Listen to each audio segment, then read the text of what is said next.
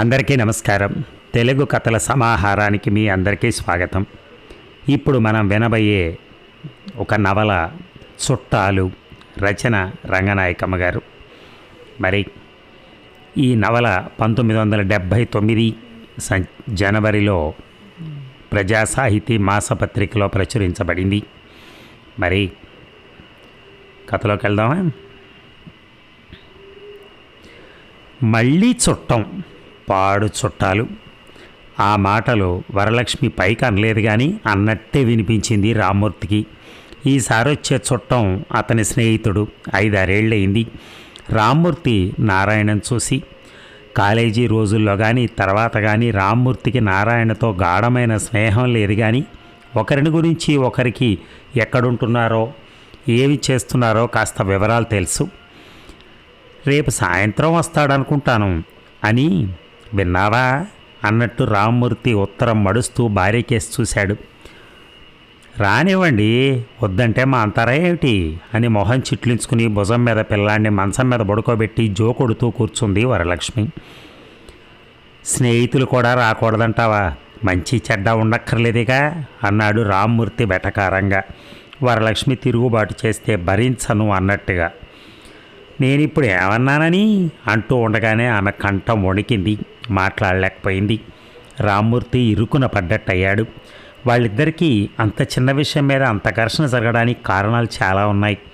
వారానికి ఒక చుట్టం అన్నా దిగవలసిందే వాళ్ళింట్లో. ఆసుపత్రికో, కోర్టుకో, ఉద్యోగానికో, ఇంకో దానికో.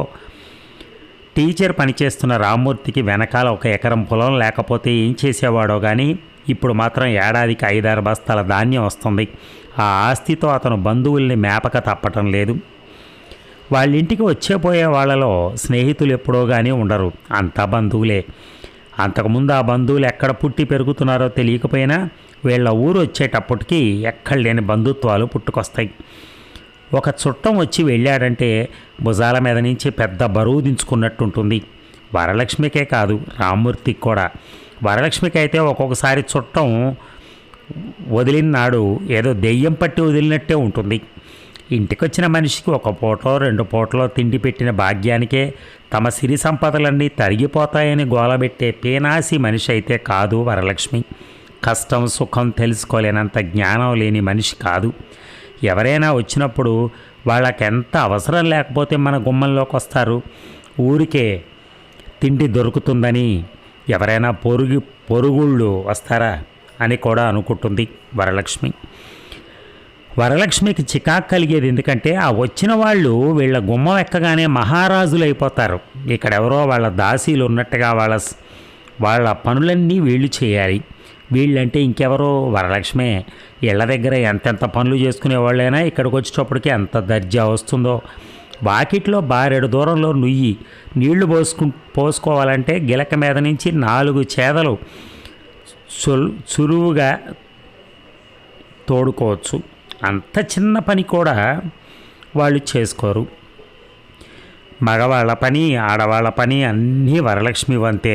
వాళ్ళకు వేడి నీళ్ళ స్నానాలు, చన్నీళ్ళ స్నానాలు కనుక్కుని నీళ్లు కాగుపెట్టడమా, లేకపోతే చన్నీళ్ళు బిందెలోకి తోడి స్నానాల దొడ్లో పడేయటమా, ఏదైతే అది చేయాలి. ఇళ్ల దగ్గర అన్ని పనులు చేసుకునే ఆడవాళ్ళు కూడా వీళ్ళింటికి వస్తే ఇక్కడ పుల్లదీసి అక్కడ పెట్టరు. అదేం చిత్రమో. ఒకసారి వరలక్ష్మి పినతండ్రి తోడల్లుడు ఒక ఆయన కోర్టు పని మీద వచ్చాడు. మనిషిని క్షేమంలా ఉంటాడు. స్నానానికి 4 చేదలు నీళ్లు తోడుకోలేడు. అమ్మాయి, కోర్టుకు వేళయింది, నీళ్లు తోడి పడేవే అంటాడు. ఏ మనిషి అనుకోవాలి? వరలక్ష్మి ఏదో పనిలో ఉంది, ఖాళీ చేసుకుని కావాలంటే రావచ్చు, కానీ రావటం ఇష్టం లేక, చెయ్యి ఖాళీ లేదు బాబాయ్, నూతి దగ్గరే నీ బిందు ఉంది, స్నానాల దొడ్లో సబ్బు ఉంటుంది చూడండి అనేసింది ప్రాణాలు బిగబట్టుకుని. నీళ్లు తోడుకో అన్న అర్థంతో. రామ్మూర్తి ఇంతెత్తులు లేచాడు. బాగానే ఉంది మర్యాద, ఆ పని తర్వాత చేసుకోవచ్చు, ముందు నీళ్లు పడాయి అని వంటింట్లోకి వచ్చి కేకలేశాడు. అంత మర్యాదలు చేయాలనుకుంటే మీరు తోడిపడే రాదు అనలేదు వరలక్ష్మి.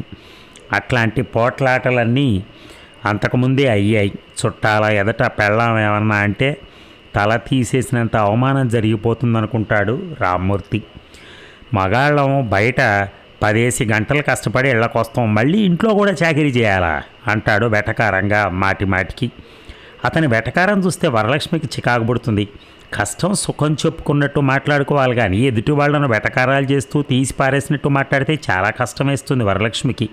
ఒక్కొక్కసారి జవాబు చెప్పకుండా ఊరుకోదు. ఇంట్లో చాకరీ అంతా మిమ్మల్ని చేయమన్నానా? మీరు చేస్తుంటే నేను తిని కూర్చుంటున్నానా? ఎక్కడన్నా ఏ చుట్టమో పక్కమో వచ్చినప్పుడు ఎప్పుడన్నా ఏదన్నా పని అడిగితే కాస్త సాయం చేయకూడదా అంటాను కానీ అంటుంది. అలాంటివన్నీ ఆడవాళ్ళు చూసుకోవాలి అంటాడా మగాయన. ఎంతసేపు వాదించుకున్నా చివరికి ఒరిగేదేం ఉండదు. చుట్టాల ముందు అతను ఏదో అంటాం, వరలక్ష్మి కళ్ళ నీళ్లు తిరగటం, వచ్చిన వాళ్ళ ముందు సిగ్గుచేటు తప్ప మొగుడుతో వాదించి లాభం లేదని అతన్ని పలకరించదు. రామ్మూర్తి స్వతహాగా బద్ధకస్తుడు. అతని పనులే అతను చేసుకోడు. అతనికి ఎప్పుడన్నా బుద్ధి పుట్టి పిల్లాన్ని తీయటమే గగనం. రోజువారీ పనుల్లో అయితే అతను ఏదన్నా పని చేయాలని వరలక్ష్మి ఎప్పుడు అనుకోదు.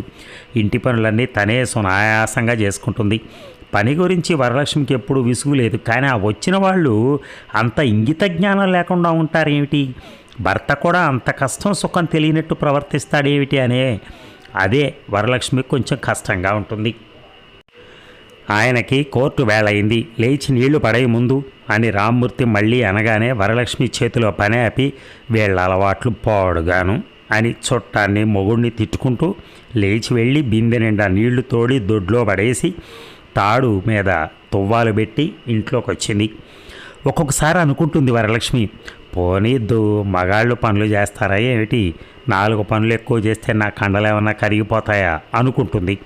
తనకు తాను సర్ది చెప్పుకుంటుంది. కానీ మళ్ళీ ఒక్కొక్కసారి చిరాకు పడుతుంది, విసుక్కుంటుంది, తిట్టుకుంటుంది కూడా. చెప్పకే పనుల సంగతి అలా ఉంచి తెళ్ళ దగ్గర ఎన్ని నిష్ఠూరాలో. కాస్త పెద్ద వయసు వాళ్ళైతే అతి చనువు చూపేస్తూ, అమ్మాయి ఏం వండుతున్నావు, మరీ హైరాణ పడక సుమా, కాస్త కూర చారు చాలే అని ఇబ్బంది పడి చివరికి చారు నీళ్లతో సరిపెట్టడానికి సిద్ధంగా ఉన్నట్టుగా మాట్లాడతారు. ఏ వంకాయో బీరకాయో వండుతున్నానని చెప్తే కూరగాయలు ఎలాగిస్తున్నారు ఏమిటి ఇక్కడ? మా ఊళ్ళో కేసు అయితే ఈ కూరగాయల కన్నా నీచు మాంసాలకే చవకగా ఉన్నాయి. ఏ వంకాయో బీరకాయో వండుతున్నానని చెప్తే కూరగాయలు ఎలాగిస్తున్నారు ఏమిటి ఇక్కడ? మా ఊళ్ళో కేసు అయితే ఈ కూరగాయల కన్నా నీచు మాంసాలే చవకగా ఉన్నాయి. కోడిగుడ్డు 30 పైసలే మాకు, ఇక్కడ ఎంతో మరి అని నెమ్మదిగా అటు లాగుతారు. ఇక్కడ 40కి పైనే ఉంటుంది బాబాయ్, ఎంతైనా పల్లెటూళ్ళలో కొంచెం చవకగానే దొరుకుతాయన్నీ. అబ్బా ఇక్కడ 40 పైసలా గుడ్డు, ఏం మండిపోతున్నాయో. 1 డజన్ గుడ్లు అన్నది ఇచ్చాను గాను, ఏది అనుకోకుండా బయలుదేరాను. డజన్ గుడ్లు తెస్తే మాత్రం ఎన్నాళ్ళు ఉంటాయి లేండి, ఎక్కడ ధరల ప్రకారం అక్కడ గడుపుకోవాల్సిందే. అంతేలే మరి ఏం చేస్తాం, అవసరానికి ఎంత ధర ఉన్నా తెచ్చుకోవాలి అని చివరికి తేల్చడం. ఆ పూట ఆయన పళ్ళెంలో కోడిగుడ్డు అట్టు వేయకపోతే వరలక్ష్మికి బాగుండదు. అయ్యో ఇదేం పని అమ్మాయి అనటం, సుఖంగా తినటం. కాస్త వరసైన ఆడవాళ్ళైతే ఇదిగో కోడలా అనో మరదలా అనో వరసబెట్టి పప్పుచారుతో సరిపెడదాం అనుకున్నావా, మాంసం వండకపోతే ఊరుకోనమ్మాయి అని హాస్యాల్లోకి దించుతారు. వాళ్ళు అలా అన్నంత మాత్రాన వరలక్ష్మి మాంసాలు చేపలు వండకపోయినా ఆ మాటలు అయ్యాక మామూలు కూరలతో అన్నాలు పెట్టాలంటే ఏమిటో తప్పు చేసినట్టుగా అనిపిస్తుంది వరలక్ష్మికి. వాళ్ళు అన్నాల ముందు కూర్చుంటూ ఆఖరికి నీ మాటే నెగ్గించుకున్నావు, వంకాయ కూరేనన్నమాట మా మొహాలకి అని నవ్వులాట కన్నట్టే మాట్లాడి గునుస్తూ తినటం తిళ్ళు. భేదమొహం బడిపంతులు కొంపలో ఇంతకన్నా ఏం మర్యాదలు జరుగుతాయి లెమ్మన్నట్టుగా మొహాలు పెట్టి, అయ్యో వచ్చే వాళ్ళతో మీరు మాత్రం ఏం చేయగలరులే అని దయతలిచి వంకాయ కూర తింటున్నట్టుగా మాట్లాడటం. ఒక ఆవిడైతే నా కోసం చేపలు వండండి అని తెగేసి అనలేదు కానీ అంత పని చేసింది చివరికి. మీరు మాంసం చేపలు ఎన్నాళ్ళకోసారి వండుకుంటారు అని కాలక్షేపానికి అడుగుతున్నట్టుగా వాకప్ చేసింది ముందు. ఎప్పుడో కానీ వండుకోం, చేపలైతే ఆయన బాగానే తింటారు కానీ నాకు అసలు తిన్నగా వండడమే రాదు, 6 నెలలకోసారి కూడా వండుతానో లేదో అంది వరలక్ష్మి. ఆవిడ పెద్ద ఆప్తురాల్లాగా, అయ్యో పిచ్చి మొహందానా, సాయంత్రం తెప్పించుకోండి చేపలు, నేను వండి పెడతాను, ఒక్కసారి చూస్తే నీకు తెలుస్తుంది మరి, మీ ఇద్దరికీ ఎంత కావాలి, మా అంటే 1 పావు కిలో అయితే 2 పూటలు తినొచ్చు, సాయంత్రం తెప్పించు, 4 ముక్కలు పులుసు పెట్టి 4 ముక్కలు వేపుడు చేసి చూపిస్తాను అంది. ఒక్కసారి అని సరిపెట్టిందా, సాయంత్రం దాకా ఆ పాటే 4-5 సార్లు పాడింది. రామ్మూర్తి వచ్చాక కూడా. రామ్మూర్తి సంగతి తెలియదే ఉంది. అసలే ఎచ్చుల కోరు, కిలోన్నర చేపలు తెచ్చి పడేశాడు. ఆవిడ చక్కగా పొయ్యి దగ్గర చేరి 1/2 కిలో నూనె పోసి 2 కూరలు తయారు చేసింది. వేటగాడు మెత్తనైతే లేడీ 3 కాళ్లతో నడిచిందని రామ్మూర్తి ఇంటికొచ్చే చుట్టాల వరుస అది. వాళ్ళ కోసం చేపలు మాంసాలు వండకపోతే కొబ్బరికూర వేసి శనగపప్పు కూర, కొబ్బరికూర పచ్చడి, క్యాబేజీ కొబ్బరికూరు, వంకాయ వండినా అందులో కొబ్బరికూరు, ఆ రకంగా ఇంకా కొబ్బరికాయలతో నడపాలి మర్యాదలన్నీ. మామూలుగా ఏ బీరకాయో దోసకాయో వండితే ఎంత నేరమో చుట్టాలంటే లెక్క లేకుండా నిస్సాకారం చేసినట్టే. మాంసాలు చేపలు వండమన్నామా, కాస్త కొబ్బరికాయ పచ్చడన్నా చేయకూడదా? ఆ మాత్రం మర్యాద చేయటం ఎరగరా మీరు అని చుట్టాలు ఇళ్ళకపోయి నిష్ఠూరాలు చేయటం బోలెడు సార్లయింది. వీలైనంత వరకు వరలక్ష్మి వచ్చిన వాళ్ళకి లోపం లేకుండానే చేయాలని చూస్తుంది. ఎంత చేస్తే మాత్రం ఏమిటి ఒరిగేది? వారం రోజుల క్రితం పిల్లాడికి కన్ను పోయినంత పనైంది. చుట్టాలు శుభ్రంగా టిఫిన్లు తిని కాఫీలు తాగి కబుర్లో పడ్డారు. పిల్లాడు వాళ్ళ దగ్గర ఆడుతూ గుమ్మం దగ్గర మెట్ల మేంచి దొర్లి కింద పడ్డాడు. పెరట్లో ఒడియాలు ఎండలోంచి తీస్తున్న వరలక్ష్మి పిల్లాడి ఏడుపిని పరిగెత్తుకొచ్చేంత వరకు కూడా వాడు కింద పడే ఉన్నాడు. వరలక్ష్మి చప్పున పిల్లాన్ని తీసి భుజం మీద వేసుకుంది. చూస్తుండగానే వాడి నుదుటి మీద బుసబుసమంటూ నిమ్మకాయ అంత బొప్పి లేచింది. ఎడం కంటి రెప్ప మీద రాయి గీసుకుపోయింది. పిల్లాడి చేతుల్లో ఉండకుండా గిలగిల్లాడుతూ ఒకటే ఏడుపు. వాడిని చూస్తుంటే వరలక్ష్మి కళ్ళమ్మట నీళ్ళు వచ్చేసినాయి. ఆ రాయి కంటికి గుచ్చుకుంటే ఇంకేమన్నా ఉందా? ఎంత ప్రమాదం తప్పిందో. పసిపిల్లాడు మెట్ల మీదకి వెళ్తుంటే కాస్త తీయకూడదు. వాళ్ళు చూడలేదేమో అనుకోవటానికి తలుపులు బార్లా తీసి ఉన్నాయి. పిల్లాడు పడ్డ తర్వాత అయినా లేచి వచ్చి లేవదీశారా పోని? ఎక్కడో పెరట్లో ఉన్న తనకి ఏడుపు వినబడి తను పరిగెత్తుకొచ్చే వరకు వాళ్ళు అలాగే ఉన్నారు. ఇంట్లో ఉన్న వాళ్ళని మనుషులు అనుకోవాలా? ఇంకా ఏమన్నా అనుకోవాలా? పోనీ ఏమన్నా అవసరమైన సంగతులు మాట్లాడుకుంటున్నారా అంటే అది లేదు. హైదరాబాద్ పెద్దదా మద్రాసు పెద్దదా అని పోసుకోలు కబుర్లు. మెడ్రాస్కి హైదరాబాద్కి వంతేమిటి అసలు? హైదరాబాద్ తాడేపల్లిగూడెం నుంచి తాడేపల్లిగూడెం అంత ఉంటుంది హైదరాబాద్, నేను చూశాగా అని ఒకరంటే, కాదులే హైదరాబాద్ తాడేపల్లిగూడెం కన్నా కొంచెం బోలెడు పెద్దది, మెడ్రాస్ కన్నా కూడా పెద్దదేనేమో అని ఇంకొకరు అంటాం. ఆ మాట అంటే నేను ఒప్పుకోను సుమా. హైదరాబాద్ మహా ఉంటే చీరాలంత ఉంటుందేమో అని మళ్ళీ మొదలు. నాయన ఎందుకు వచ్చిన కబుర్లు ఇవి? సంటిబిడ్డ మెట్ల మీద నుంచి పడితే ఒక్క పెద్ద మనిషి కదలడే, చీమ కుట్టినట్టని లేదు వీళ్ళకి.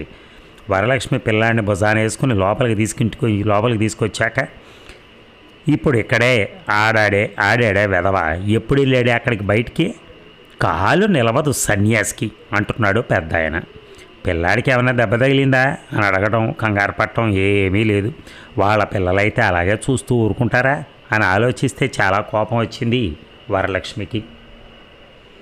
ఇక పిల్లలు పుడుతూనే ఉంటారు, లేస్తూనే ఉంటారు అని వరలక్ష్మికి తెలుసు. కానీ పిల్లలకి ఏమన్నా దెబ్బ తగిలిందో, తెగిందో, గుచ్చుకుందో అని పెద్దవాళ్ళు కంగారు పడతారన్న సంగతి కూడా వరలక్ష్మికి తెలుసు.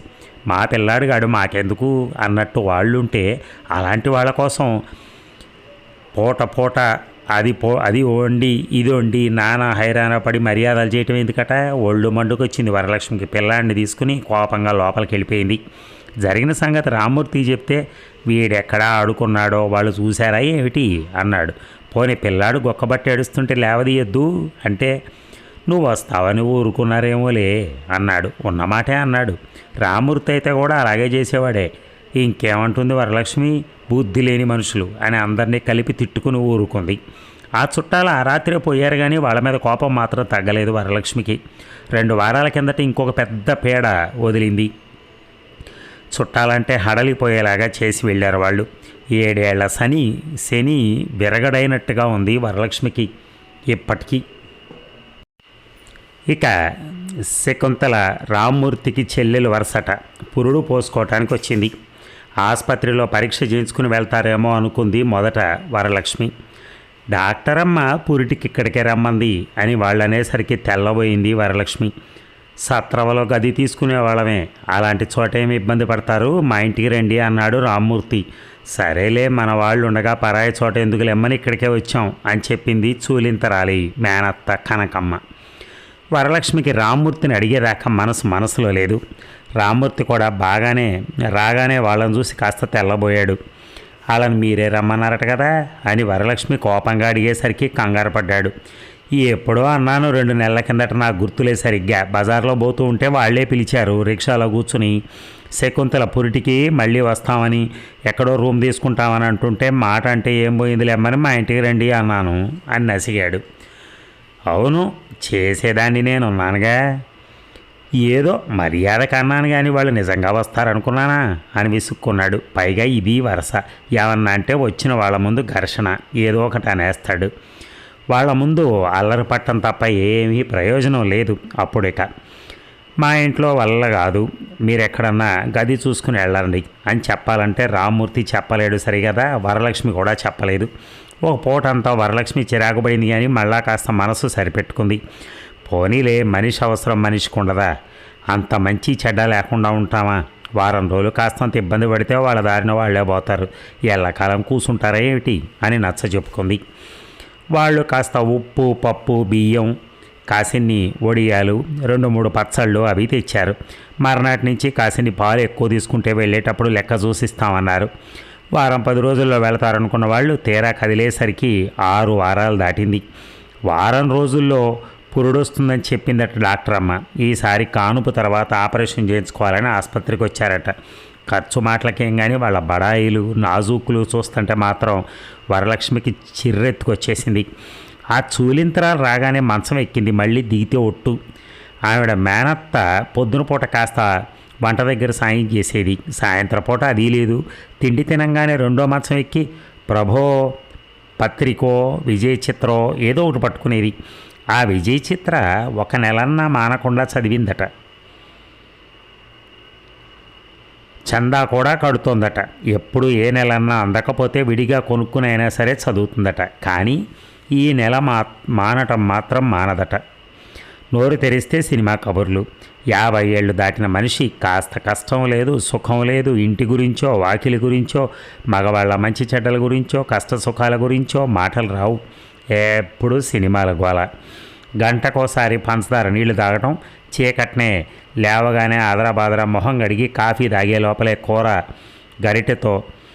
గరిటెడు పంచదార మజ్జిగ గిన్నెడు నీళ్లల్లో కలిపి, అబ్బా ఏం ఉడుకో, పాడు ఉడుకు అంటూ తాగేసేది. నీళ్ళన్నీ తాగి గిన్నె అక్కడ పడేస్తే గిన్నె అడుగున చారెడు పంచదార కరగకుండా ఉండేది. మళ్ళీ 8 గంటలకో గ్లాసు, 10 గంటలకో గ్లాసు, 1 గంటకి ఒక గిన్నెడు, 4 గంటలకో గిన్నెడు, రాత్రి 10 వరకు పంచదార నీళ్ళు తాగుతూ ఉండటమే.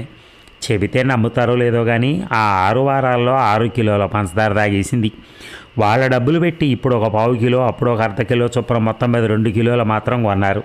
ఏమన్నా అంటే బాగుంటుందా? నోరు నొక్కుకుని ఊరుకోవటమే. వాళ్ళ పంచదార వేరే డబ్బాలో పోసి అదే వాడుకోమని చెబుదాం అనుకుంది. కానీ వరలక్ష్మికి ఆలోచన వచ్చేటప్పటికే 2 వారాలు దాటింది. ఇంకెన్నాళ్ళుండి చస్తారులే అని ఇంకొక 2 వారాలు ఊరుకుంది. ఎప్పటికప్పుడు అలాగే అయిపోయింది. అంత వయసు వచ్చిన మనిషే కానీ కనకమ్మకి ఎప్పుడూ ఏదో తినాలని తాగాలని ఒకటే రంది. పాడు మనిషి. రాను రాను చీదర బుట్టేసింది మనిషిని చూస్తుంటే వరలక్ష్మికి. ఇక చూలింతరాల సంగతి చెప్పనే అక్కర్లేదు. అదేం అపురూపం అనమ్మ. వరలక్ష్మికి ఆశ్చర్యం వేసేది. భోజనానికన్నా లేచి వచ్చేది కాదు. అత్తయ్య ఇక్కడికి తీసుకురావే అని గారం కుడిచేది.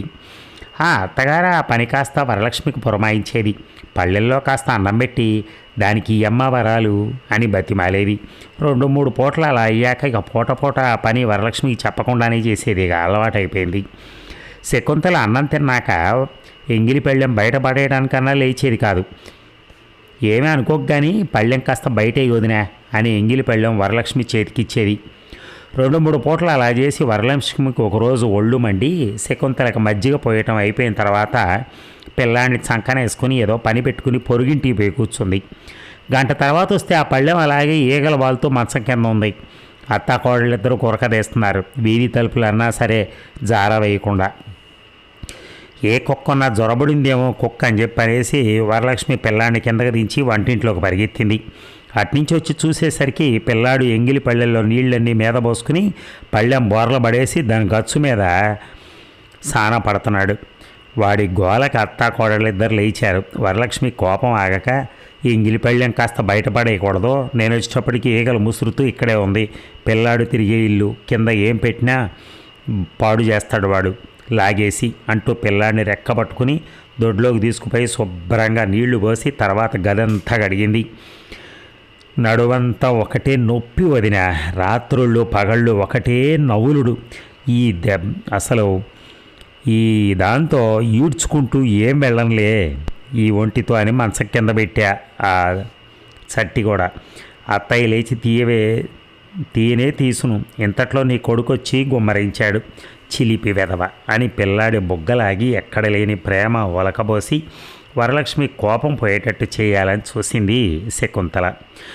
అంత జరిగిన మర్నాటి నుంచి మళ్ళీ అదే పని. ఒక్కసారో 2 సార్లు మాత్రం శకుంతల తన పళ్ళెం తనకు కడిగి పెట్టింది. మిగతా రోజులన్నీ ఆ పని వరలక్ష్మి చేసింది. శకుంతల స్నానానికి నీళ్లు కాగబెట్టి దొడ్లో పడేయడం, వీపు తోమడం, తలంటుకుంటే కుంకుడుకాయ పులుసు పోయటం. అబ్బా చేతులు పీకుతున్నాయి వదినా అంటే ఆ జుట్టు కూడా తనే రుద్దటం. అప్పుడప్పుడు శకుంతల చీర కూడా పిండి ఆరేయటం అన్నీ వరలక్ష్మి చేసేది. శకుంతల మేనత్త ఎందుకు వచ్చిందో కానీ ఆ వంట దగ్గర తప్ప ఒక్క పని ముట్టుకునేది కాదు. ఎక్కడన్నా 4 గంటలు తోమాల్సి వస్తే పని దాన్ని పెట్టుకోలేమేమే. పెట్టుకోవచ్చు కదా, వరాలు 4 రూపాయలు బారేస్తే నిక్షేపంలా అదే చేసిపోయేది అని మొదలెట్టేది. వచ్చినాడే వాళ్ళు పని మనిషి లేదేమని అడిగితే వరలక్ష్మి అన్నీ చెప్పింది.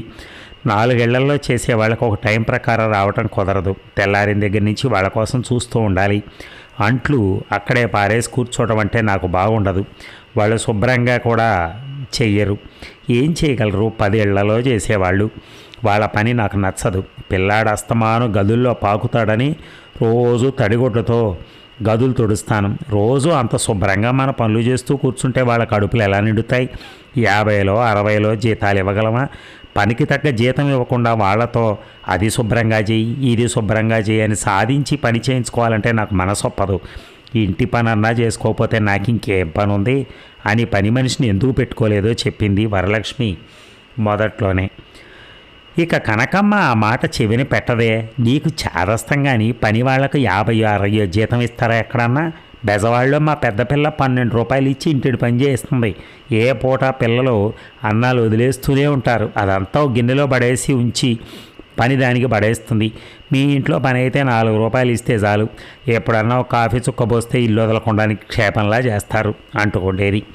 కాఫీ తాగిన గ్లాస్ కడుక్కోవడానికి కూడా ఏడుపే.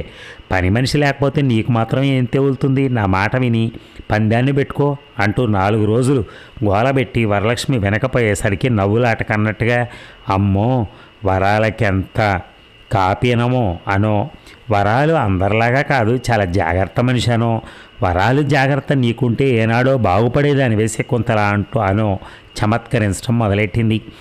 ఏదో వేళాకోళాల్లో పెట్టి వరాలు తేలిగ్గా మువ్వలాగా తిరుగుతుందర్రా. మా శకుంతలా ఉంది. ఎందుకు? పేడకళ్ళ ఎక్కడ కూర్చుంటే అక్కడే. మా రెండో పిల్ల మాత్రం నీలాంటిదేనే వరాలు. ఒక్క క్షణం దానికి కాలు నిలవదు. బొంగరంలా ఇల్లు తిరుగుతుంది. చచ్చి నీ కడుపున పుడతా కానీ ఈ చీర కాస్త పిండి తాడు మీద పడాయమ్మా. సుబ్బడు సచ్చినాడు. ఈ వారం సంతకొచ్చి సచ్చాడో లేదో. బస్తీలో ఉన్న వాళ్ళకి కాస్త గొడ్డలు ఉతికించి పంపకపోతే ఏమైపోతారనుకుందే శకుంతల మీ అత్త అని ఈ మాట ఆ మాట మాట్లాడి అప్పుడప్పుడు తన చీర పని వరలక్ష్మికి అప్పగిస్తూనే ఉండేది. వాళ్ళ పనులు వరలక్ష్మి చేయకుండా మానాలి అంటే మీ పనులు మీరే చేసుకోండి, నేను మాత్రం చేయను, లేకపోతే మా ఇంట్లోంచి పోండి అని కొండబద్దలు కొట్టినట్టు చెప్పేస్తే తప్ప ఇంకే రకంగా చెప్పినా వాళ్ళ తలకెక్కదు. అంత ముద్దు మేళం, అంత సూటిగా చెప్పే తత్వం వరలక్ష్మికి లేదు. అదిగాక ఏ మాట ఎక్కువ మాట్లాడితే మొగుడేమంటాడో అని జడుపొకటి. పని మాటకేం కానీ చుట్టాలు వచ్చారంటే ఇంకో భయం పట్టుకుంటుంది వరలక్ష్మికి. అసలు ఇల్లే కావిడి పెట్టేంత. ఒక్క గదే కాస్త పెద్దది. 2-3 మంచాలు పడుతుంది. అందులో పిల్లాడికి మేదర ఉయ్యాల కట్టారు. ఒక మూల రామ్మూర్తి బడి పిల్లల కాంపోజిషన్ దిద్దుకోవడానికి చిన్న బల్ల కుర్చీ ఉంటాయి. రెండో గది బాగా చిన్నది. అందులో పెట్టే బేడ తట్టా బుట్టా పెడతారు. రామ్మూర్తి పెద్ద గదిలో ఎవరితోనన్నా మాట్లాడుతూ కూర్చున్నప్పుడు వరలక్ష్మి చిన్న గదిలో చాపేసుకుని పడుకుంటుంది. 2-3 మనుషులకి భోజనాలకు వడ్డించడానికి ఈ గది బాగుంటుంది. వంటిల్లు ఉందంటే కాస్త ఉడకేసుకోవడానికి తప్ప 2 మనుషులు మసలటానికి కూడా వీలుండదు. అలాంటి ఇంట్లో వారం 10 రోజులు ఒక చుట్టమన్నా వచ్చి వెళ్ళాల్సిందే. వచ్చిన చుట్టం ఒక్కడే అయితే ముందు గదిలో మంచం ఇస్తారు. ఇక రెండో దాని మీద రామ్మూర్తి పడుకుంటాడు. వరలక్ష్మి చిన్న గదిలో ఒక చాప వేసుకుంటుంది. చిన్న మడత మంచం ఒకటి ఉంది, కానీ దాని మీద పడుకుంటే పిల్లాడు పడిపోతాడేమోనని కిందే పడుకుంటుంది. ఇంటికి ఒక చుట్టం వస్తే చాలు వరలక్ష్మికి చాపగతే. శకుంతల ఆవిడ మేనత్త రాగానే పెద్ద గదిలో చెరో మంచం ఎక్కారు. రామ్మూర్తి చిన్న గదిలో మడత మంచం మీద పడుకునేవాడు. 6 వారాల పాటు వరలక్ష్మి ఎంత యాతన పడిందో ఇంకో వరలక్ష్మికి తప్పితే అందరికీ అర్థం కాదు. వారం రోజులు కింద పడుకునేసరికి పిల్లాడికి జలుబు చేసింది. వాడిని ఇంకా కింద పడుకోబెట్టాలంటే వరలక్ష్మికి మనసొప్పక చూలింతరాలని మంచం దిగమని ఎలాగో అనలేదు కాబట్టి పిల్లాడిని రెండో మంచం మీద పడుకోబెట్టింది. కనకమ్మ తన సొమ్మేదో దోచుకున్నట్టు మొహం ముడేసుకుని రామ్మూర్తికి వినపడేటట్టుగా కింద పడుకుంటే నడుం కొయ్యి అయిపోతుందే వరాలు. ఈసారి మా వాళ్ళు వచ్చినప్పుడు ఏ సంతబండి మీదన్నా ఓ మంచం తెచ్చి పడేయమంటాను. అయినా ఇంకెన్నాళ్ళులే, రేపో మాపో దానికి పురుడు రానే వస్తుంది అంటూ ఏమిటేమిటో సనగడం మొదలెట్టింది. రామ్మూర్తికి సంగతి తెలిసి పిల్లాడిని పెద్ద మంచం మీద నుంచి తీసుకొచ్చి చిన్న గదిలో మడత మంచం మీద పడుకోబెట్టాడు. వరలక్ష్మికి అసలు ఎంత కోపం వచ్చిందో మొగుడు మీద. మడత మంచం మీద పడుకోబెడితే 2 సార్లు కింద పడ్డాడు. కావాలంటే ఆవిడని పడుకోమనండి మడత మంచం మీద, పిల్లాడిని మాత్రం నేను కింద పడుకోబెట్టను అని కోపంగానే అంది. ఏడ్చావు, నోరు మూద్దు అన్నాడు రామ్మూర్తి. అది అతని అస్త్రం. వరలక్ష్మికి కోపం ఆగక బంధువులు పోతే మళ్ళీ బంధువులు ఎలా వస్తారు, పిల్లాడు పోతే ఇంకో పిల్లాడు వస్తాడు, వాడికి నాకు అంతకన్నా విలువేడి చచ్చిందా ఏమిటి అని కళ్ళు తుడుచుకుంటూ పిల్లాడిని మడత మంచం మీద నుంచి తీసి కింద పడుకోబెట్టింది. వరలక్ష్మి మాటలు అందరూ వింటూనే ఉన్నారు. శకుంతల కానీ కనకమ్మ కానీ సమాధానం చెప్పలేదు. మర్నాటి నుంచి అసలు ఏవీ జరగనట్టే. వరాలు అని కనకమ్మ, వదినా అని శకుంతల రాసుకు పూసుకుని తిరగటం. మర్నాడే కనకమ్మ భర్త వచ్చి కాసిన్ని కూరగాయలు ఇచ్చి వెళ్ళాడు. ఇక 2 రోజుల తర్వాత పాలేరు వచ్చి ఉతికిన బట్టలు ఇచ్చి వెళ్ళాడు. సంత బండి మీద మంచము లేదు, వాళ్ళ కాడు లేదు. ఆ మాటే గుర్తున్నట్లు లేదు కనకమ్మకి. మంచం తెప్పించాలంటే సంత బండే కావాలా? రోజుకి 70 రిక్షాలు తిరుగుతాయి అటు ఇటు. పాలేరు వచ్చినప్పుడు కనకం పిన్ని మంచం తెప్పిస్తానన్నావుగా అని వరలక్ష్మి గుర్తు చేస్తే, ఏదన్నా బండి వస్తే ఒక మంచం పడేయండిరా అని కనకమ్మ పాలేరుకి చెప్పింది. ఇక వారం రోజుల తర్వాత పాలేరు మళ్ళీ వచ్చినప్పుడు మంచం సంగతి అడిగితే, 4 రోజుల భాగ్యానికి నవార మంచాలు అటు ఇటు తిప్పడం ఎందుకు, మంచం తీయటానికి వల్ల కాదన్నదట శకుంతల అత్త. అంత సొగసుగా ఉంది శకుంతల కాపురం. అత్తగారు మంచం ఇవ్వలేదంటే శకుంతల ఏమన్నా కోపం తెచ్చుకుంటుందేమోనని చూసింది వరలక్ష్మి. కానీ శకుంతలకు ఆ సంగతి పట్టినట్టే లేదు. పుట్టింటి నుంచి మంచం తెచ్చుకోలేదా నువ్వు అని వరలక్ష్మి శకుంతలని అడిగింది. శకుంతల అవమానం అయిపోయినట్టుగా చూసి, ఎందుకు తెచ్చుకోలేదు, డబ్బులు కాటు మంచాలు తెచ్చుకున్నాను. ఈ నబార్ మంచాలు మీ ఇంట్లో చూసా కానీ ఇప్పుడు మన వాళ్ళందరూ డబ్బులు కాటు మంచాలే చేయించుకుంటున్నారు అంటూ వరలక్ష్మి ఏమన్నా అనుకుంటుందేమో అన్న జ్ఞానం కూడా లేకుండా గొప్పలు మొదలెట్టింది. వరలక్ష్మికి ఒళ్ళు మండి, బాగా బలిసిన వాళ్ళు చేయించుకుంటారు, దానికేం కానీ విడిగా నవ్వార మంచాలు లేవా మీ ఇంట్లో అని వదలకుండా మళ్ళీ అడిగింది. శకుంతల ముసిముసి నవ్వులు నవ్వుతూ, మా అత్తగారు అంతే వదిన, పిల్లికి బెచ్చం పెట్టదో అని సంతోషపడింది. వరలక్ష్మికి ఎంత కోపం వచ్చిందో. ఎవరికి బెచ్చం పెడుతున్నారట వీళ్ళు? వాళ్ళ అవసరానికి వాళ్ళు తెచ్చుకుంటారు కానీ మంచం తెచ్చి ఎవరికన్నా దానం చేస్తారా ఏమిటి? పిచ్చి మనిషి, పిచ్చి వాగుడు, బుద్ధి జ్ఞానం లేదు అని తిట్టుకుని ఊరుకుంది. ఇక శకుంతల వేషాలు చూస్తుంటే వరలక్ష్మికి ఒక్కొక్కసారి అరికాల మంట నెత్తికెక్కేది. నెలల నుండి రేపో మాపో కనడానికి సిద్ధంగా ఉన్న మనిషికి రోజు తలలో పువ్వులు, రోజుకోసారి నీళ్లు పోసుకోవడానికి చచ్చే బద్ధకం, కానీ తల నిండా పూలదండలు పెట్టుకుని దిద్దుకోవడానికి ఏమీ బద్ధకం లేదు. రోజు పువ్వులు కొనాల్సిందే. వాటికి అప్పుడప్పుడు వరలక్ష్మి డబ్బులు ఇవ్వటం. చిల్లర లేదు వదినా, నీ దగ్గరుంటే ఇద్దు అనటం. ఇక ఆ తర్వాత ఇవ్వడమే, ఇక మళ్ళీ రావు. వరలక్ష్మి రోజు పువ్వులు పెట్టుకోదని వాళ్ళకి నవ్వులాట. ఎలాగైనా వరలక్ష్మి జాగ్రత్త మనిషే. అవును మరి, బస్తీల్లో కాపురాలు చేస్తూ ఆ మాత్రం జాగ్రత్త లేకపోతే జానవిత్తుడి జీతాలతో ఎలా బతుకుతారులే అని జాలి మాటలు కురిపించటం. వరలక్ష్మి కాస్త చాటు అవగానే కనకమ్మ శకుంతల చెవిలోనో, శకుంతల కనకమ్మ చెవిలోనో, బొత్తిగా మురికి మనిషి లేదో, అందం చందం తెలిసి చావదో, డబ్బుకి ప్రాణానికి లంకే, కూర చూసావా ఎలా వండుతుందో, తాలింపులో నూనె చుక్క బడనివ్వదు అనటం. ఇక పిల్లాడు పుట్టాక వరలక్ష్మి సినిమా పోలేదని వాళ్ళిద్దరూ ఏం ఆశ్చర్యపోయారో చెప్తే నమ్మడం కష్టం. నిజంగానటే వరాలు, వాడికి ఇప్పుడు 10వ నెల అన్నావు, 10 నెలల నుంచి సినిమాలే చూడలేదా? నిజంగానే అని కనకమ్మ బుగ్గలు నొక్కుంటుంటే వరలక్ష్మి నవ్వుతూ, 10 నెలలేమిటి పిన్ని, కడుపుతో ఉన్నప్పుడు 4 నెలల నుంచే సినిమాలు మానేశాను. సినిమా హాల్లోకి పోతే ఏమిటో పాడు కంపు, ఆ కడుపులో ఒకటే తిప్పేది. సినిమా అంటే భయం పుట్టిపోయింది. అప్పటి నుంచి సినిమాకి వెళ్ళటం అంటే నచ్చదు. ఈయన ఎప్పుడన్నా పోదామంటారు కానీ వీడు ఉండనిస్తాడో లేదోనని నాళ్ళు పోలా. అయినా ఏం సినిమాలు లేపి నీ ఏం బాగుండి చేస్తున్నాయి. మా పక్కింటి వాళ్ళ పిల్లలు అప్పుడప్పుడు చూసి వచ్చి చెప్తూనే ఉంటారు. వాళ్ళు చూసిందంతా నాకు చెప్తేనే కానీ వాళ్ళకి సరదా తీరదు. పాటలని రేడియోలో అవి వింటూనే ఉంటాం కదా మనం. అలవాటు తప్పిపోబట్టో ఏమో కానీ సినిమా అంటే పోబుద్ధి బుట్టట్లా. వరలక్ష్మి విసుక్కుంటూ చెప్తుంటే కనకమ్మ శకుంతల మొహాలు ఎలా పెట్టారో. ఇది ఎక్కడ మనిషి, ఇలాంటి మనుషులు కూడా ఉంటారా అన్నట్టు వాళ్ళిద్దరూ కొయ్యబారిపోయారు. సినిమాలు బాగుండకపోవటం ఏమిటి అని కనకమ్మ తగులుకుంది. నువ్వు అసలు అడవి రాముడు చూసావా? నేను 6 సార్లు చూశాను. అప్పుడు బెజవాడలో ఉన్నాను మా పెద్ద పిల్లగారింట్లో అంటూ ఆ మధుర స్మృతులన్నీ మొదలెట్టింది. మొదట 2 సార్లు అయితే టిక్కెట్లే దొరకలేదంట. 3వసారి మ్యాట్నీకి వెళ్తే టికెట్ దొరక్కపోతే మొదట ఆట దాకా ఉండిపోయిందంట. తీరా చూస్తే మొదట ఆటకు కూడా టిక్కెట్లు దొరక్కపోతే 2వ ఆట దాకా ఉండిపోయిందట. ఈలోగా వాళ్ళ పిల్లగారింట్లో వాళ్ళు కంగారు పడిపోయి ఈవిడ వెతుక్కుంటూ సినిమా హాళ్ళన్నీ తిరిగారట. ఏ సినిమాకు పోయేది చెప్పకుండా వచ్చిందట ఈవిడ. ఆ రకంగా ఆవిడ అంత ప్రయాసపడి ఎంతో కష్టానికి వచ్చి ఆ సినిమా చూసిందో చెప్పుకొచ్చింది. ఇక ఆ తర్వాత ఆ సినిమాలో సంగతులు చెప్పటం. వరలక్ష్మి పిల్లాడిని పక్కలో వేసుకుని వింటూ వింటూ నిద్రపోయింది. 2 గంటల తర్వాత లేచేటప్పుడు కూడా కనకమ్మ శకుంతలకి ఇంకా సినిమా కబుర్లు చెప్తూనే ఉంది. శకుంతల నిద్ర కూడా మానుకుని కూర్చుంది ఆ పూట. వరలక్ష్మి లేచి వాళ్ళకి కాఫీలు ఇచ్చి పిల్లాడికి పాలు పట్టి సాయంత్రం వంట ప్రయత్నాలు చేస్తూ ఉంటే సినిమా ప్రోగ్రాం పెట్టారు వాళ్ళు. వరలక్ష్మి ఆశ్చర్యపడిపోయి శకుంతలకి అక్కడ ఏమన్నా నొప్పులు అవి వస్తే అంది భయంగా. సింగినాదం, ఏమవుతుంది లేదు, ఎప్పుడూ బాగుండకపోతే అప్పుడు రిక్షా కట్టుకుని ఆసుపత్రికి పోవచ్చు అంది కనకమ్మ. 4 రోజుల దాకా పురుడు రాదని చెప్పిందిలే డాక్టర్ అమ్మ అంది శకుంతల. ఎంతెంత ధైర్యాలో అని తెల్లబోయింది వరలక్ష్మి. శకుంతలతో సినిమాకి వెళ్ళటం సుతరాం ఇష్టం లేదు వరలక్ష్మికి. డాక్టర్లు చెప్తారు కానీ వాళ్ళు చెప్పినట్టు జరుగుద్దా? మన జాగ్రత్తలో మనం ఉంటే మంచిది.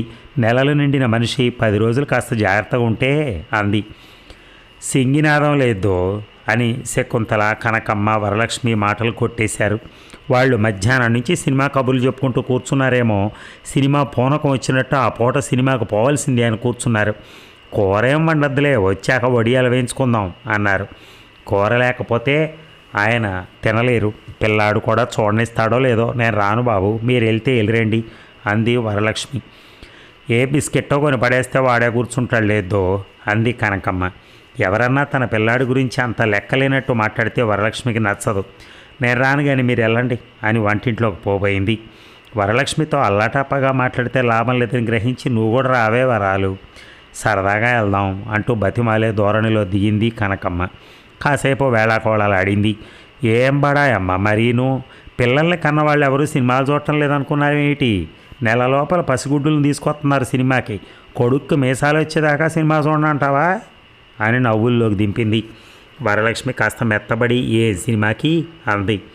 కనకమ్మ చెప్పిన సినిమా పేర్లు విని వరలక్ష్మి మళ్ళీ బిగిసిపోయింది.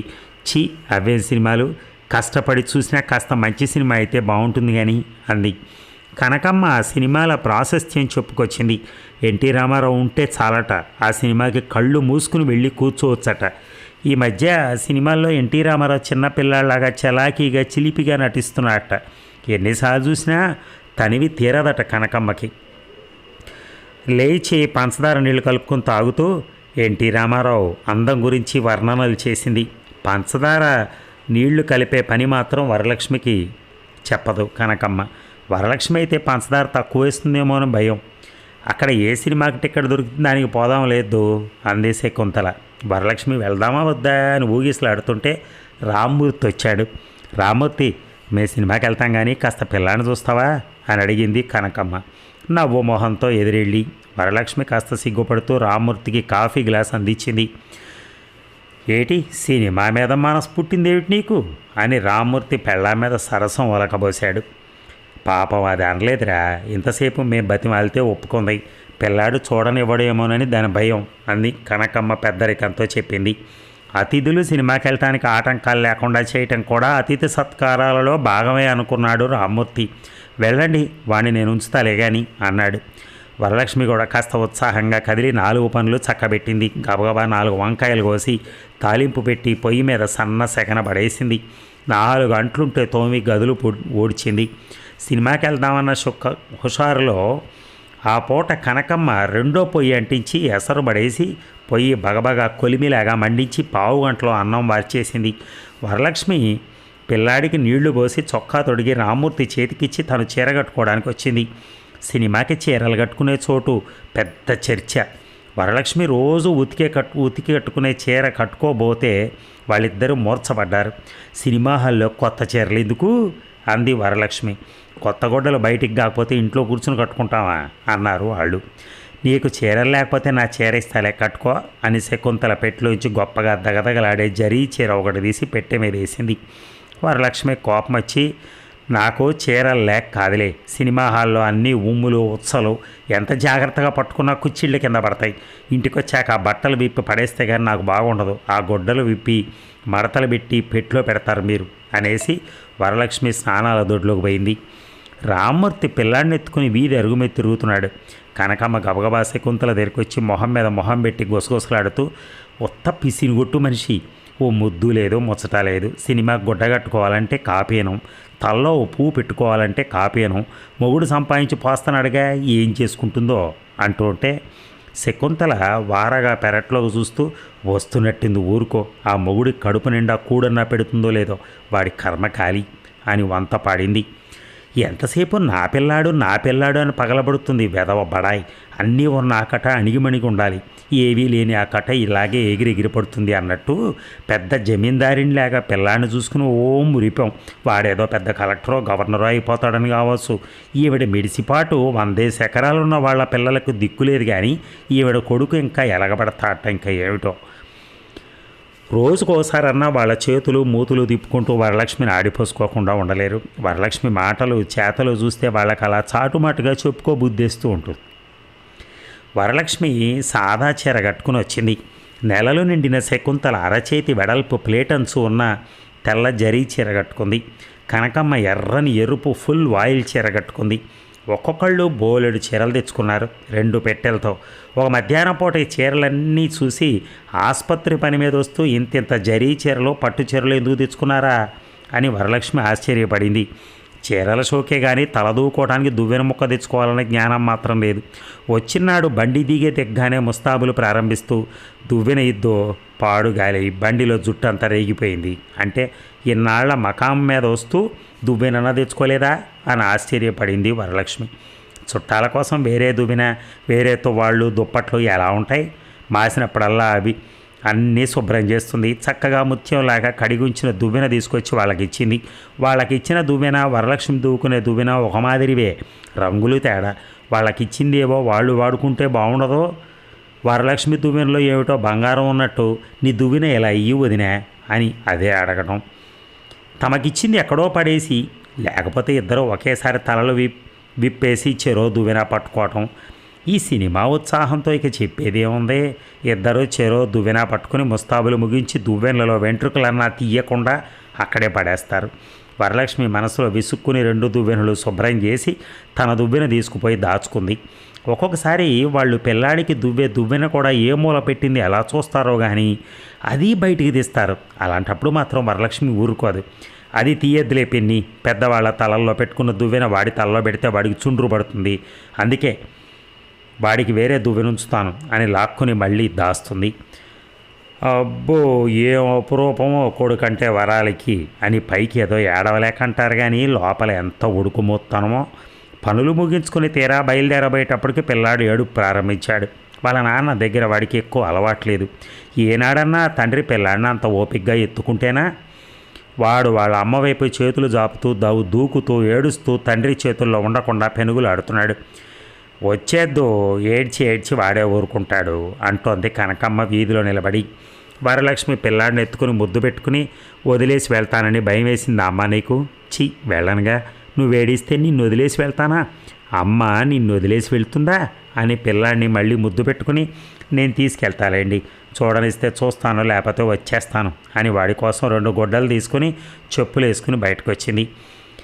ఎక్కడా చూడటం వేదవాపు రూపం అని కనకమ్మ శకుంతల పక్కన గొణిగింది. దగ్గరలోనే 2 రిక్షాలు మాట్లాడారు.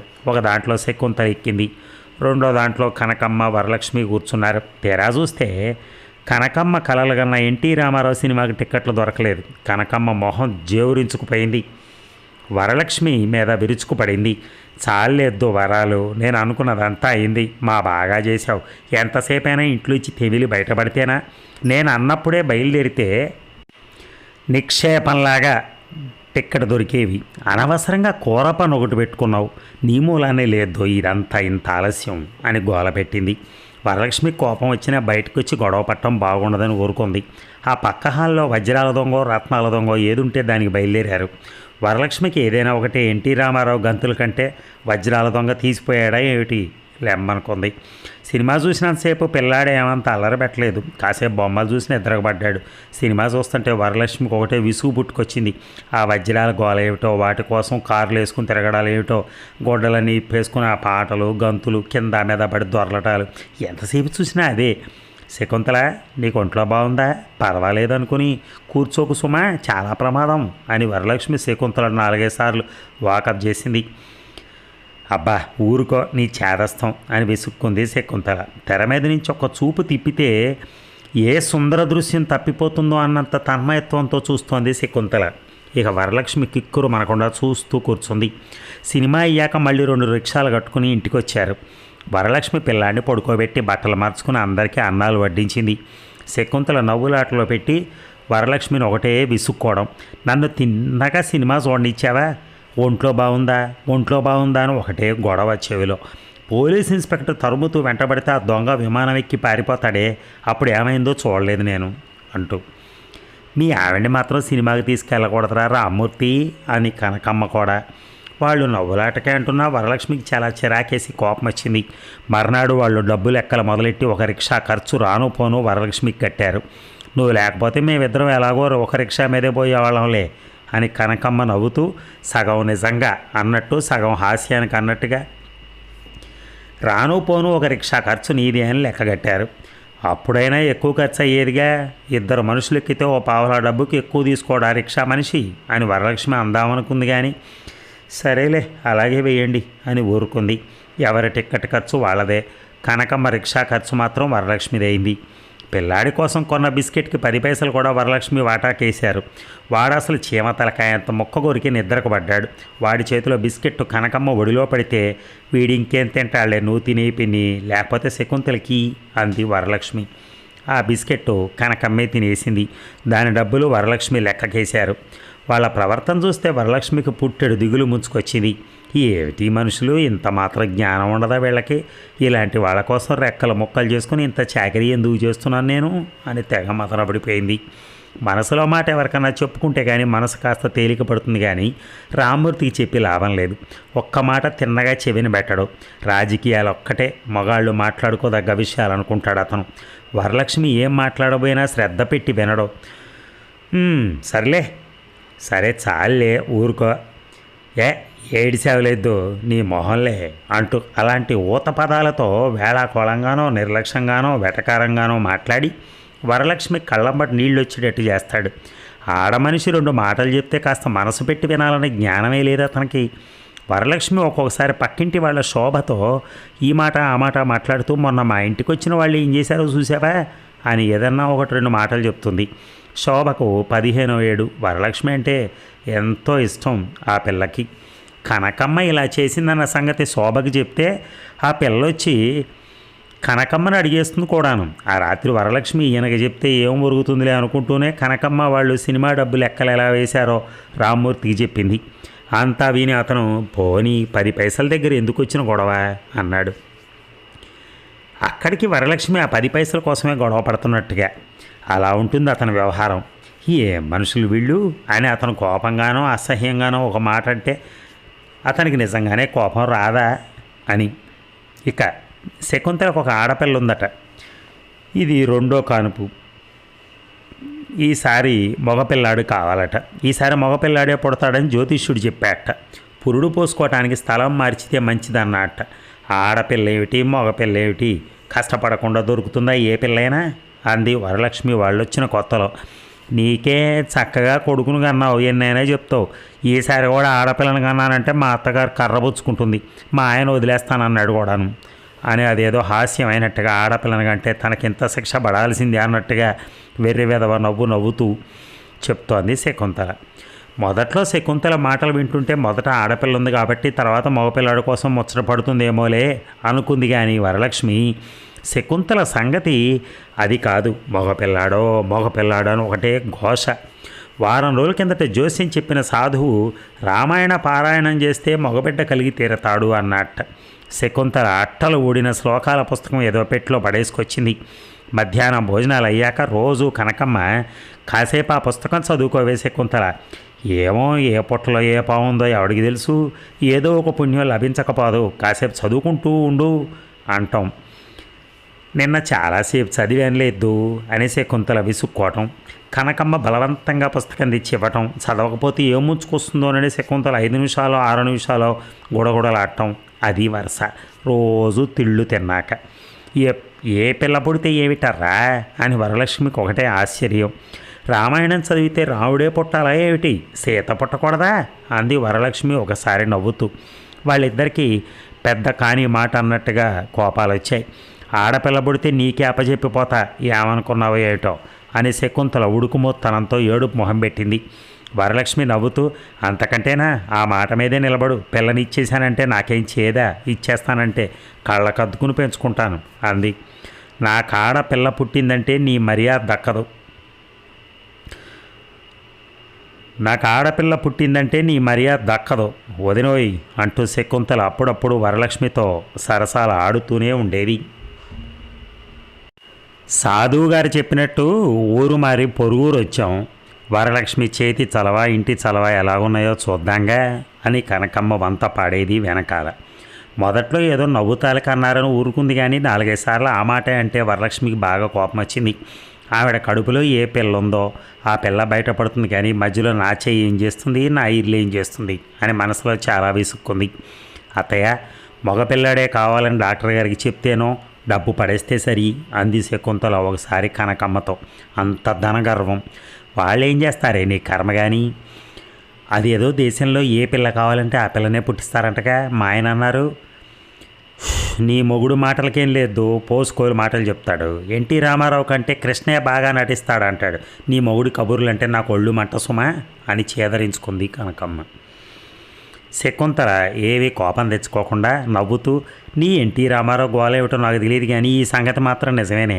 ఆయన రోజూ పేపర్ చదువుతాడు. పంచాయతీ పేపర్ ఆయన చదివితేనే కానీ ఇంకెవరికి ఎవరో తెలుసా, ఆయనకు అన్ని దేశాల కబుర్లు తెలుస్తాయి అంది బడాయిగా. అయితే నిన్న ఆ దేశం ఏదో తీసుకెళ్ళలేకపోయాడా, కొడుకు పుట్టేవాడేమో. ఆ దేశాలన్నీ మనం ఎక్కడ తిరుగుతాంలే, నేను తీసుకెళ్ళమంటే తీసుకెళ్ళేవారే. వరలక్ష్మి వాళ్ళ మాటలన్నీ వింటూనే ఉంది. ఇంటి దగ్గర నుంచి నవ్వారు మంచం పంపమంటే పంపలేకపోయాడు, కానీ నిన్ను దేశాలు తిప్పుతాడు అని అర్థం అనుకుంది. కానీ ఆ మాట ఆపుకుంది. నేనే ఆ దేశంలో ఉంటేనా పంచ పాండవులాగా 5 కొడుకులను అంటాను, ఒక్క ఆడపిల్లను కూడా అనేదాన్ని కాదు అంది శకుంతల ఆ దేశం కలలుగంటూ. పిల్లాడికి బొంతలు కొడుతూ కూర్చున్న వరలక్ష్మి, అప్పుడు నీ కొడుకులకి పెళ్ళాలు ఎక్కడి నుంచి వస్తారు, అందరూ నీలాగే మగపిల్లలుగా అంటారుగా అంది. నా కొడుకులకి ఏమిటోదినా, ఏ దేశంలో వాళ్ళైనా నా కొడుకుల్ని మహారాజుల్లో ఎగరేసుకుపోతారు అని గర్వపడింది శకుంతల. వరలక్ష్మికి నవ్వాలో ఏడవాలో కూడా తెలియక చేదరబుట్టి తను ఆడపూటకి ఎలా పుట్టిందో ఏమిటో, ఆడపిల్లలంటే అంత అప్పనంగా దొరుకుతారనుకుంటోంది, బుద్ధి లేని మనిషి అని మనసులోనే తిట్టుకుంది. ఒకసారి వరలక్ష్మికి వాళ్ళ గోల చూసి విసుకొచ్చి, ఏ పిల్ల పుడితే ఏమిటి పోనిద్దురు అనేసింది. వాళ్ళిద్దరూ వరలక్ష్మిని మింగేసేటట్టు చూశారు. ఈ మనిషి ఆలోచన ఇలా ఉందా ఇంతకాలం అన్నట్టు చూశారు. కనకమ్మ కాస్త నిష్ఠూరంగా, శుభవాని దీవించరా వెంకన్న అంటే పెళ్లి కూతురు మొండేదన్నాడంట నీలాంటివాడు. మగపిల్లాడు కావాలని దాని మనస్సు అంత కొట్టుకుంటూ ఉంటే ఏ పిల్ల అయితే ఏమిటి అంటావేంటి, బాగానే ఉంది, ఓ దెయ్యం ఉందిగా, రెండోది కూడా ఆడముండు అయితే గుమ్మరించాలమ్మా, రేపటి నుంచి మూటలు ఇవ్వందే వస్తారంటావా, ఒక ఆడముండు ఉన్నందుకు ఒక మగ సన్యాసి కూడా ఉంటే వాడికి తీసుకోనవచ్చు, దీనికి ఇవ్వవచ్చు, మా కష్టం అర్థం చేసుకోవే అన్న లెక్కలో మాట్లాడింది కనకమ్మ. వరలక్ష్మి ఎందుకు ఆ మాట అన్నానా వెధవపేడ అని నొచ్చుకుంటూనే, నువ్వు అన్నమాట నిజమే పిన్ని, ఆడపిల్లల్ని కన్నవాళ్ళు నానా బాధలు పడాలి నిజమే, కానీ ఏ పిల్లని కనాలో మన చేతుల్లో ఉందంటావా, ఏ పిల్ల పుడితే ఆ పిల్లను పెంచుకుంటాం కానీ అంది. పెంచుకుంటాంలే, పెంచుకోక పారేసుకుంటామా, మొగ నలుసు పుట్టుకొస్తాడనుకో, దానికి మాకు అందరికీ బరువు దింపుకున్నట్టు ఉంటుంది. అందుకే కదా ఇన్ని పూజలు ఇన్ని వ్రతాలు. దీని అత్తగారింటి దగ్గర ఎన్ని ముడుపులు కట్టిందో, మగపిల్లాడు పుడితే 3వ నెలలో తిరుపతి ప్రయాణం తప్పదు. ఆ మగపిల్లాడి రందితో వరలక్ష్మికి భయం పట్టుకుని పోయింది. శకుంతలకి మగపిల్లాడు పుడతాడో లేదో అని వరలక్ష్మి అప్పుడప్పుడు నిద్దట్లో కూడా ఆలోచించేది. ఇదేమిటి నాకు కూడా ఈ రంది పట్టుకుంది అని నవ్వుకునేది. శకుంతలకి తప్పకుండా ఆడపిల్లే పుట్టాలి, కుళ్ళి కుళ్ళి చచ్చిపోతారు, ఒక పిల్ల కాదు 2 ఆడపిల్లలు పుట్టాలి, కమల పిల్లలు పుట్టాలి, ఊరేసుకుని సస్తారేమో ఇంటిలిపాది అని ఆలోచిస్తూ తెగ నవ్వుకునేది వరలక్ష్మి. నిజంగా 2 ఆడపిల్లలు పుట్టారంటే ఆ పసికందులు పీకలు బిసికి చంపుతారు కూడా, అంత కర్కోటకులు వీళ్ళు. చంపకపోయినా వేళ పట్టుకు నీళ్లు పాలు చూడక ఏ మూలో బారేసి ఉంచుతారు. శకుంతల కడుపున ఆడపుట్టక పుట్టే అంత క్షోభపట్టం ఎందుకులే, వాళ్ళు మగపిల్లాడు పుడితేనే మంచిది, వాడిని శుభ్రంగా చూస్తారు అనుకుంది వరలక్ష్మి. మగపిల్లాడు పుట్టడం, వాళ్ళు నవ్వుతూ పేలుతూ వేళాకోళలాడటం, వరలక్ష్మి ఇంట్లో పుట్టాడు వీడంటం, అదంతా కళ్ళ కట్టింది వరలక్ష్మికి. నాకు మగపిల్లాడు పుడితే నీకు చీర రవిక పెడతాను వదినా అంది శకుంతల ఒక్కసారి వరలక్ష్మిని ఉబ్బేయటానికి. నాకెందుకు కానీ నీకు పురుడు పోసే నరుసుకో ఆయాకో పెట్టు, సంతోషిస్తుంది అంది వరలక్ష్మి. వాళ్ళ కష్టం ఉంచుకుంటావా ఏమిటి, 2వ 3వ బారేస్తాంలే, నీటికొచ్చి పురుడు పోసుకుని కొడుకుని ఎత్తుకుంటే నీకు చీర పెట్టడం నాకు బరువు అనుకున్నావా, నాకు మగపిల్లలంటే చాలా ఇష్టం వదినా, నా కోరిక తీరాలే కానీ. మగపిల్లలంటే ఇష్టం ఇష్టం అంటమే కానీ శకుంతలకు ఒక్కనాడన్నా వరలక్ష్మి కొడుకుని దగ్గరికి తీసిన పాపాన బోల. మంచం మధ్యలో కూర్చుని ద్రాక్ష పళ్ళు బత్తాయి పళ్ళు కిలోల కొద్దీ డజన్ల కొద్దీ మింగడమే కానీ, ఒరే బాబు ఇది తీసుకో అని ఒక్కనాడు ఒక్క తొన పిల్లాడి చేతిలో పెట్టల. వరలక్ష్మి ఎప్పటికప్పుడు పళ్ళు కొని దాచి శకుంతల పళ్ళు తినేటప్పుడు తను కూడా పిల్లాడికి పెట్టేది. ఇక చివరికి అందరూ ఎదురు చూస్తున్న రోజు రానే వచ్చింది. శకుంతల ఆసుపత్రిలో ప్రసవించింది, ఆడపిల్ల పుట్టింది. వరలక్ష్మి ఆ మాట వినగానే ఎంత నవ్వొచ్చిందో. అయ్యిందా మీ పని అని వాళ్ళని ఏడిపించాలనిపించింది.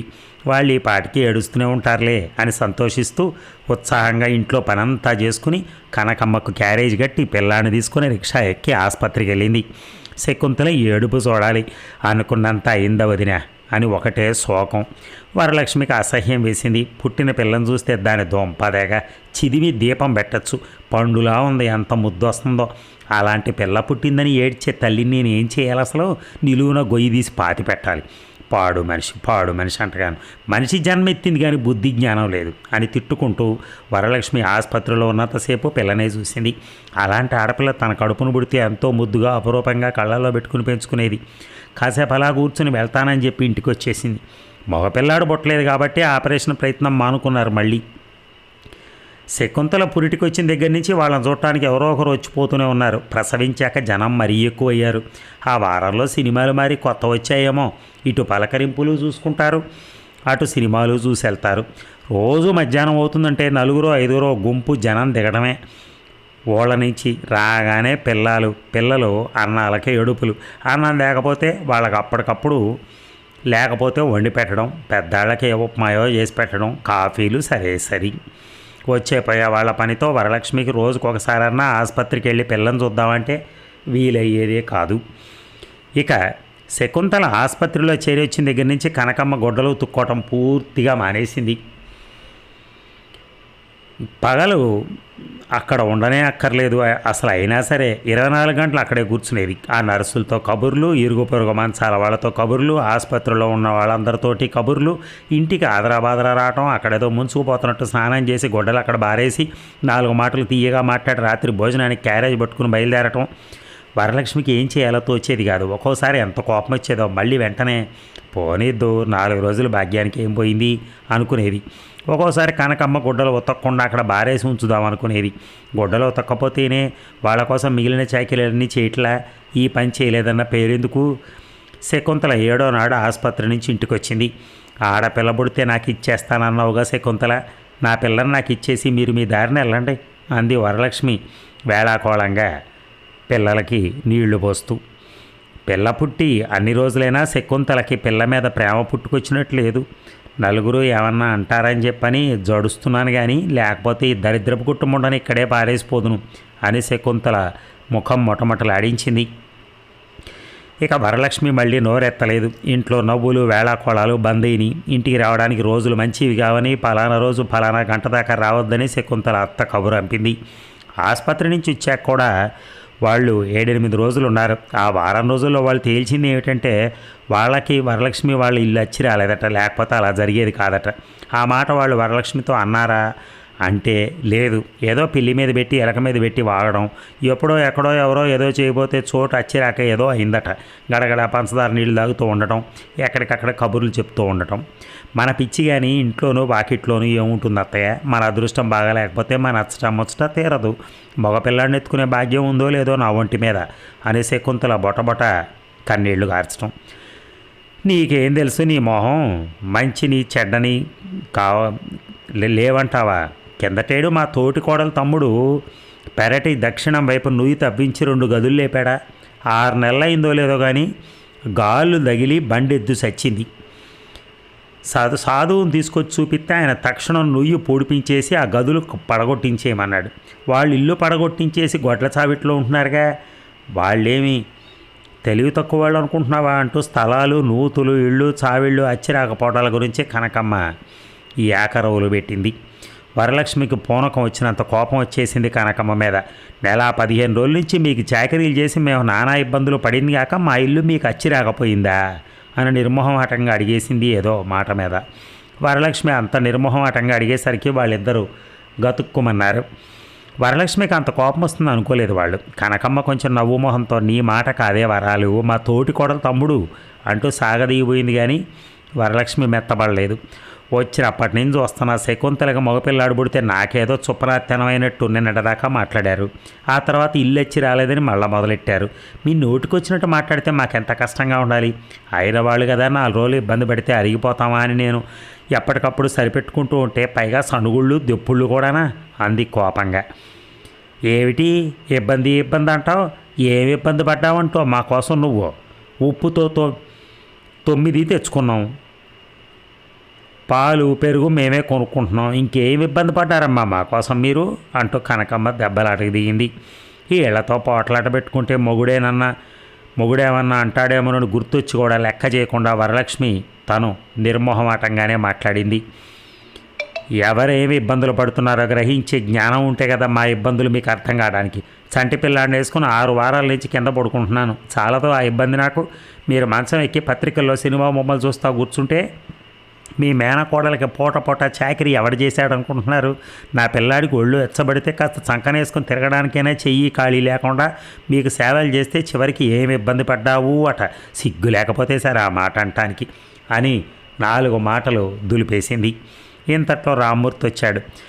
బాగా బుద్ధి వచ్చింది లేవే అమ్మాయి, ఇంత వయసు వచ్చింది కానీ ఇన్ని మాటలు ఎవరి చేత పడలా అంటూ కనకమ్మ ఏడుపు కంఠంతో మాట్లాడటం రామ్మూర్తి విని చాలా కంగారు పడ్డాడు.